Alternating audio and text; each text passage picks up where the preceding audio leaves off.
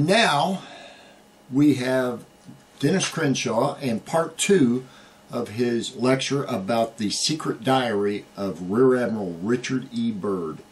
Stick around, this is going to be good. They followed everything he did. You've got to remember the world had already been explored in their minds. There were only 2 places left, the North and South Pole, and Admiral Byrd was doing it. So he was in the newspaper constantly. He was followed around by reporters. They reported on his minute activity. All the time. They reported on everything he did. He didn't do anything because he was a national hero. He was on all the magazines. He was everywhere in the news. History tells us the accomplishments of this American-made hero. He designed the navigational equipment to fly airplanes at the night. He designed the navigational equipment to fly in the magnetic polar regions. Before he invented the equipment to fly up there, they were afraid to fly up there. He was the first man to fly to the North and South Poles, extensive exploration, and the opening up of the Antarctica. A list of his medals, that's the Medal of Honor.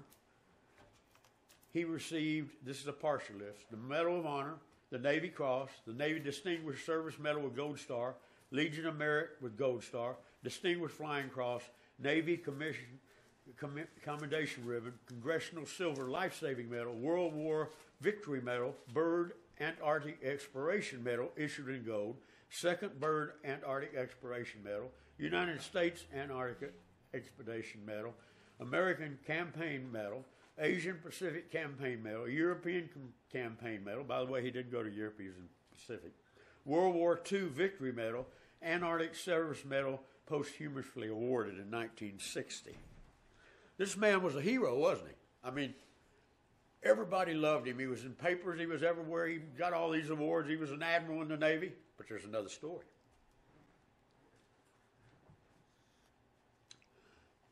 And this is the Byrd Mansion. Richard Byrd was one of America's elitist blue bloods. The first American Byrd, William Byrd, came to Virginia in the late 1660s. They were connected to the British royalty by blood.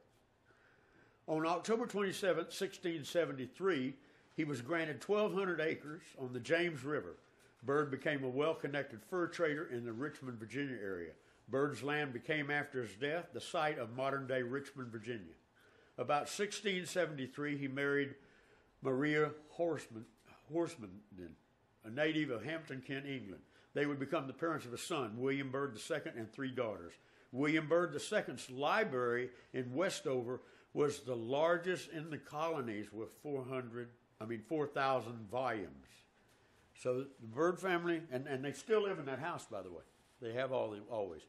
The Byrd family in the late 1700s had 4,000 volumes in the library. Remember what I said about Gardner and Reed and all sending their copies of their books to everybody that was anybody? You can bet it was in that library. So Richard Byrd, as a kid, had access to Hollow Earth books, the theory books. He became obsessed with the Arctic and Antarctic. In fact, his grandmother said when he was a little kid that he was destined to explore the Arctic. He was born in 1887, and he died in 1957. He was a descendant of one of the first families of Virginia. As I said, his ancestors include planter John Rolfe and his wife Pocahontas, William Byrd II of Westover Plantation, who established Richmond, and Robert King Carter, a colonial governor. He was the brother of Virginia Governor and U.S. Senator Harry Flood Byrd, a dominant figure in Virginia Democratic Party between 1920s and 1960s, and his best-known relative for us was the infamous KK leader and Majority Leader Robert Big Daddy Byrd that just died recently. The strongest man in Washington until he died. Most powerful, I should have said. With his connections to America's elite, the world was his apple. Byrd had always been presented. Byrd has always been presented as an officer of the United States Navy. He's an admiral, right? It's true. He was a graduate of the United States Naval Academy in Annapolis, and after 4 years of active service, he was retired for disabilities sustained in accidents as an undergraduate. He spent the first year of his 4 years in the Naval Academy. He spent the next 2 years of his active duty assigned to the yacht of the Secretary of the Navy. Then he was transferred to the presidential yacht to complete his 4 years. Okay? And his active duty ended in 1916. All of his later achievements, all those awards I told you, all of his rank, all those achievements came as a retired officer assigned to active duty, and each of his promotions, all the way up to Rear Admiral, came through special acts of Congress. Okay? He wasn't awarded before for doing anything other than being a Byrd. Of course, this upset a lot of captains. You know, I mean, a lot of captains really didn't like that. They worked half their lives to get there, and this guy, you know, he serves 4 years, and he goes off. Well, maybe he was exploring the Arctic for the United States government, right? I mean, maybe he was doing his job. Wrong. Now we're going to look at his, and I got to show cover one of my magazines. Did Byrd reach his goal? What was Byrd's goal? Let's take a look at some of that. Okay, after 1916, all of his energy and movements had one goal in mind. Remember, he started out as a kid, obsessed with exploration of the Arctic and later the Antarctic. The exploration of the North and South polar regions of the goal. Every minute of his life was spent doing that. Had Byrd planned his life around the goal of exploring both poles starting at a very young age? Or were there others in the backland planning his famous life for him? I know there's people in here who, Admiral Byrd, and he's still a hero of mine, but this next, you know, all this stuff's going to upset a lot of people that believe in the hollow earth, but oh well. As usual, when I research a person or event, I follow the money trail. Contrary to what people believe, the United States government did not finance Byrd's trips up until the 39 trip and the 47 trip, a couple of them, but most of them were not financed by them. As usual, when I research a person or event, I follow the money trail. Contrary to what most people believe, Byrd's early polar explorations were not financed by the United States. His money came directly from the deep pockets of what I call the controllers. His largest contributor was John D. Rockefeller, the recognized leader of the One World Order movement.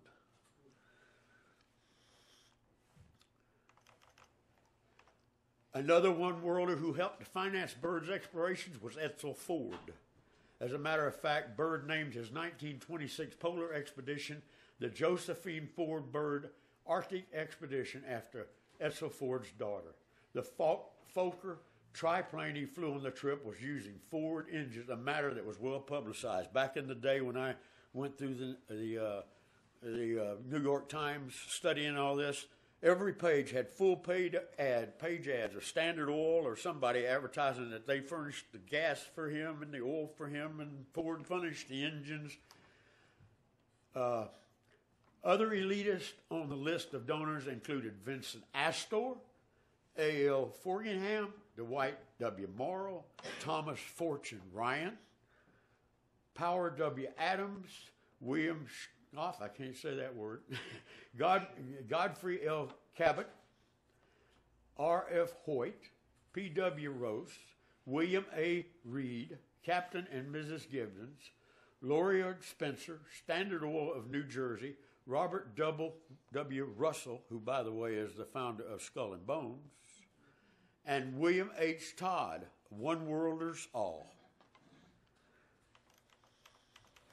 And here's a picture that shows you, if you read on the side, what does it say? That's the plane he supposedly flew to the North, Fokker, which, by the way, is a German design. Josephine Ford Byrd Arctic expedition. Now here's a Air Force, a Navy officer drawing money from us as a government, getting promotions, getting all kinds of medals, and he's putting Byrd's name on his expedition because we didn't finance it, as I said.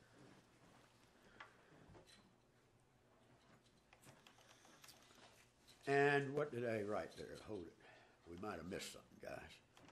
Okay. There are underground rumors that Byrd's 1926 mission was not to fly to the geographical North Pole as stated, but in reality was a secret mission to discover the northern entrance to an inner world. The 1996 release of Byrd's diary of the May 9, 1926 flight revealed erased but still legible sextant sightings that sharply differ with Byrd's later June 22nd typewritten official report to the National Geographic Society. Byrd took a sextant's reading of the sun at 7:07:10 GCT. Note here that the lost diary, often talked about, was found in 1996, mixed in with Byrd's other papers. It is interesting to note that this diary was dated 1926. Now, the dates we remember now is 1926 and November the 23rd, or the 21st. His erased diary records show the apparent observed solar altitude to have been 19 degrees 25:30. What's that, 25:30, Rich? My mind went. Minutes and seconds. Minutes and seconds, right. While his later official transcript reported the same 7:07:10 apparent solar altitude, it to have been 18 degrees, 18 minutes, 18 seconds. On the basis of this, I'm sorry, guys, it says my battery's low. It should be plugged in. I don't know what the matter is here. On the basis of this, there it went. What the heck's going on? Hold on, guys.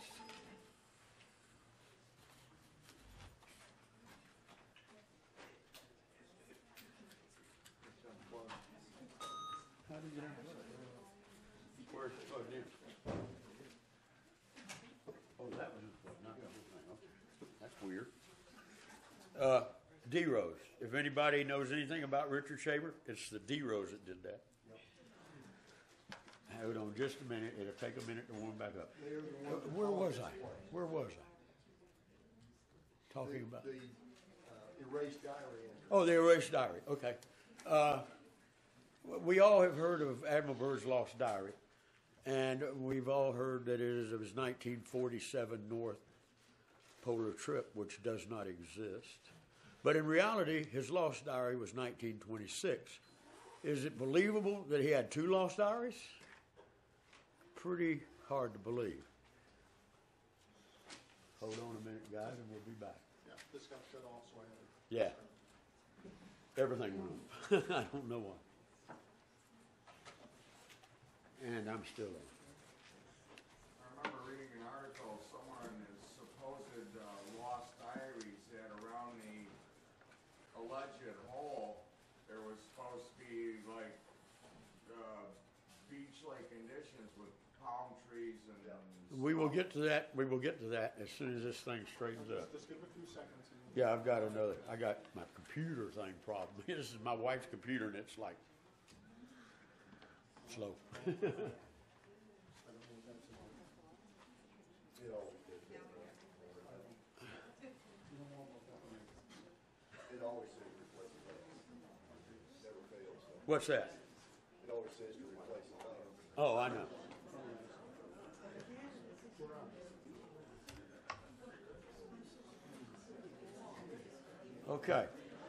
Okay.